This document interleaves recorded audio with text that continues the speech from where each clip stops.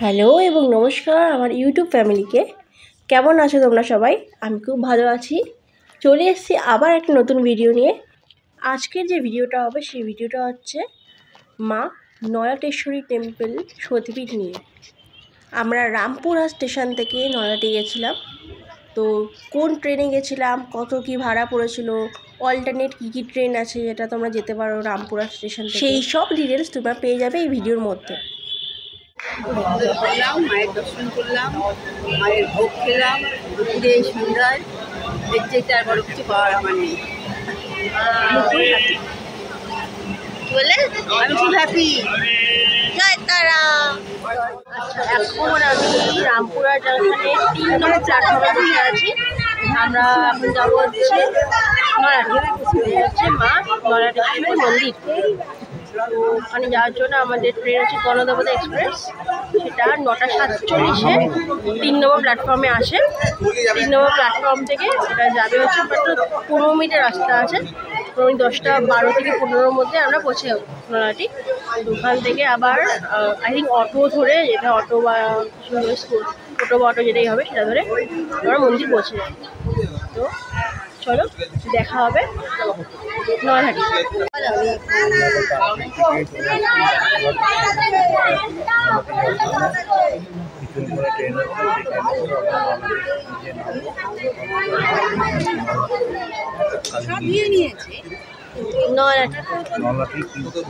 নয়াটেশ্বরী কালী মন্দির।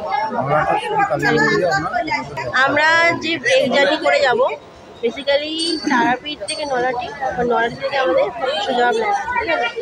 তো এভাবে ব্রেক জার্নি করে যাবো। আমরা কোনো গাড়ি বুক করবো না, আমরা বাসে করে ভেঙে ভেঙে যাবে লোকে যায়, আমি সেভাবে যাবো। তো এই পুরোটাই ভিডিওতে আসবে, ভিডিওটা এন্ড অবধি দেখবে স্কিপ না করে। ডিটেলস কোন বাসের কত কী ভাড়া কী আছে সব এখানে জানানো হবে। চলো যাচ্ছি। প্ল্যাটফর্মে দিয়ে দিয়েছে হাওড়া আজিমগঞ্জ ট্রেন গণদেবতা এক্সপ্রেস, আমাদের কোচ নাম্বার D1। সবাই রেডি ট্রেনে উঠবে বলে। আর ওইদিকে 2 নম্বর প্ল্যাটফর্মে ছিল হাওড়া কবিগুরু এক্সপ্রেস।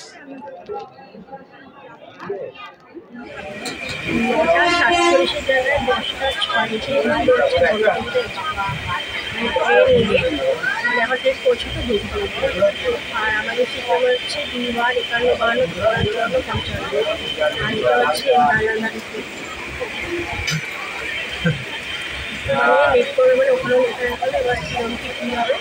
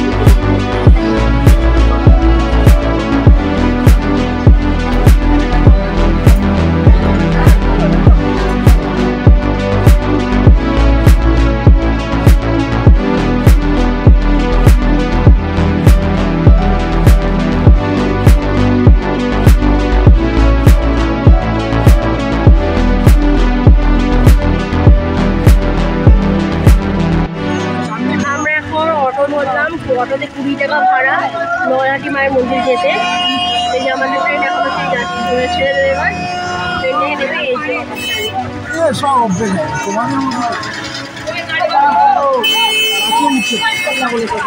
গাছে উঠতে পারে না যাওয়াটা হতে আছে। হ্যাঁ কোথায় যাও? নলাটি মন্দির, মায়ের মন্দিরে।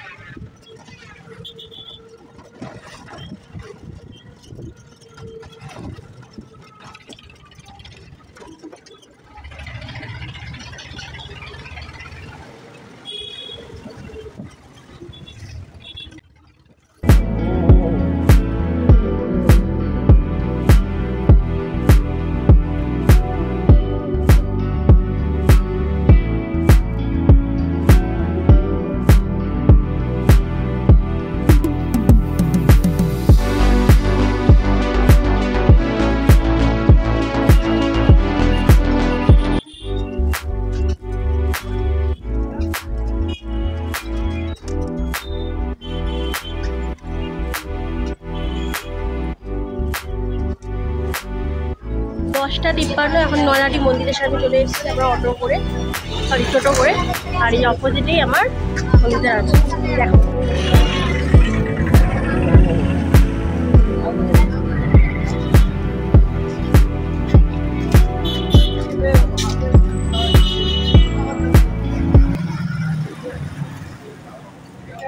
এই মন্দিরটা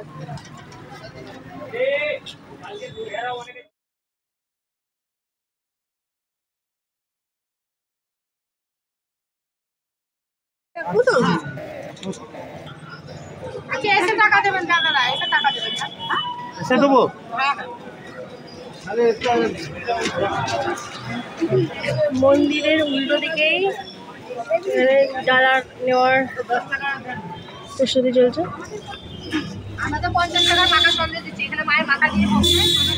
এখন আমরা চলে এসেছি মন্দিরের ভিতরে। এই মন্দিরের ভিতরেই দান সংগ্রহের একটা জায়গা আছে, সেখানে কেউ চাইলে দান করতে পারে।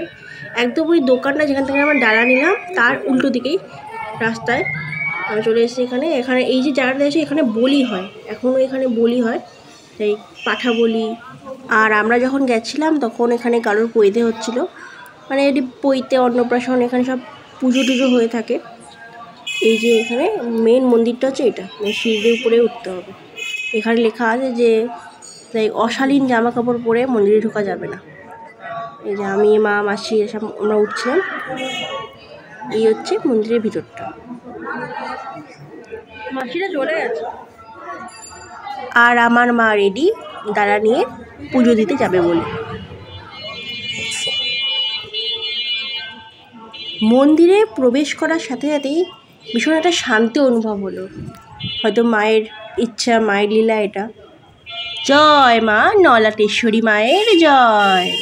দেবী নলাটেশ্বরী মন্দির হলো 51 সতীপীঠের অন্যতম। বীরভূম জেলার এই অঞ্চলে সতীর কণ্ঠনালী বা গলার নলি পড়েছিল, সেই থেকে নলহাটির নামকরণ হয়েছিল। সংস্কৃত নলক শব্দের অর্থ নলের মতো লম্বা অস্থি, যার মানে কনুয়ের নিম্নভাগ। আবার শিবচরিত মতে এটি হলো উপপীঠ। মা ত্রিনয়নী ও তার স্বর্ণের জীব মন্দিরে দেবীর কণ্ঠনালী রক্ষিত আছে।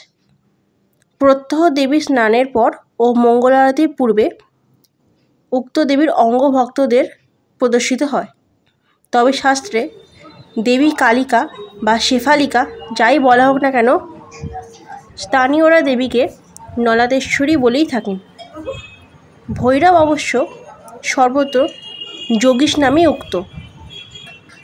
নলাটেশ্বরী মায়ের অঙ্গশিলা উদ্ধারের সময় একটি অলৌকিক কাণ্ড হয়, যেটা বোধহয় অপর কোনো শক্তিপীঠে হয়নি। যিনি সতীর দেহ তার সুদর্শন চক্র দ্বারা খণ্ড খণ্ড করেছিলেন, সেই অনাদি আদি গোবিন্দের চরণ চিহ্নিত একটি শিলা পাওয়া যায়। ভগবান নারায়ণের সেই চরণ চিহ্নিত শিলা পূজিত হয় এখানে দেবীর সাথে। প্রথমে ভগবান বিষ্ণুকে প্রণাম জানানোর পরই ভৈরব ও দেবীর অর্চনা হয়ে থাকে। আষাঢ় মাসের শুক্ল নবমী তিথিতে দেবীর বার্ষিক পূজা অনুষ্ঠিত হয়। শিবরাত্রির দিন দেবী ও ভৈরবের মন্দিরের সঙ্গে হলুদ সূত্র দ্বারা যোগসূত্র স্থাপিত হয়। স্বপ্নাদেশে কামদেব উদ্ধার করেন সতীর কণ্ঠনালী। ব্রাহ্মণী নদী তীরে ললাট পাহাড়ের নিচে সেই কণ্ঠনালীর উপর বেদি করে প্রতিষ্ঠিত হন দেবী নলাটেশ্বরী। স্থানটি রামায়ণ কাহিনীর সঙ্গেও কিংবদন্তি দ্বারা যুক্ত। টিলাতে সীতার চুল আঁচড়ানোর দাগও আছে ও কড়ি খেলার গর্তও আছে। তাই বলা যায় নলহাটি হিন্দু, মুসলমান, শাক্ত, শৈব ও বৈষ্ণব ধর্মের এক আশ্চর্য সমন্বয় সম্প্রীতির এক মিলনভূমি। গোটা ভারতের সার্বিক ঐক্যচিত্র এই পীঠে দেখা যায়, যেখানে একসাথে মা কালী, ভৈরব শিব আর ভগবান বিষ্ণুর একসাথে পূজা হচ্ছে। এক সময় এই জায়গাতে মানুষ আসতো না। পাহাড়ের উপরে এমনকি আশপাশে ঘন জঙ্গলে ঢাকা ছিল। দিনের বেলাতেও অন্ধকার হয়ে থাকতো এই স্থান। মায়ের পিঠে কেবল যেতেন নির্ভয় বীরাচারী ত্রান্তিকেরা, তন্ত্র সাধনা করতেন। বীরাচারে দেবীর প্রসন্নতার জন্য পূজা করতেন। কাপালিকেরাও আসতেন। বশিষ্ঠ, রামশরণ, দেব শর্মা, কুশলানন্দ আদি মুনি সন্ন্যাসীরা এখানে এসে সাধনা করে সিদ্ধিলাভ করেছেন। বর্গী সর্দার, ভাস্কর পণ্ডিত এখানে পুজো দিতে আসতেন। তবে বর্তমানে জঙ্গল, জংলি পশু একটাও নেই। খালি টিলার উপর সেই মন্দিরটি আছে। বর্তমানে নন্দীপুরের দেবোত্তর ট্রাস্ট থেকে মন্দির পরিচালনা করা হয়ে থাকে। মা নলাটেশ্বরীর নিত্য অন্নভোগ হয়। ভক্তরা চাইলে সেখানে পান্ডাদের সাথে কথা বলে অন্নপ্রসাদ খেতে পারেন। মন্দির রাত 8টা অবধি উন্মোচন থাকে। বিশেষ তিথিতে সারা রাত খোলা থাকে। নিশি অমাবস্যায় মায়ের মন্দিরে হোমযজ্ঞ করা হয়ে থাকে।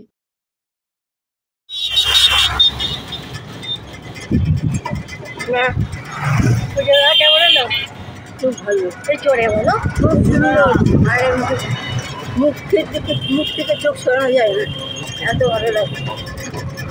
যদি শান্তি, তার একটা সতীপীঠ হয়ে গেল। এবার আমরা যাচ্ছি বক্রেশ্বরের দিকে। আজকের ভিডিও এই অবধি। দেখা হবে পরের ভিডিওতে। ততক্ষণ তোমরা ভালো থেকো, সুস্থ থেকো। আর যদি ভিডিও ভালো লাগে তাহলে একটা লাইক, কমেন্ট, শেয়ার আর সাবস্ক্রাইব করে দিও। তোমরা জানিও যে পরবর্তীকালে তোমরা কোথাকার ভিডিও দেখতে চাও, কোন জায়গার ভিডিও। আমার এই সিরিজের আরও ভিডিও কিন্তু রয়েছে আমার চ্যানেলে, তো সেই ভিডিওগুলো কিন্তু দেখে নিও।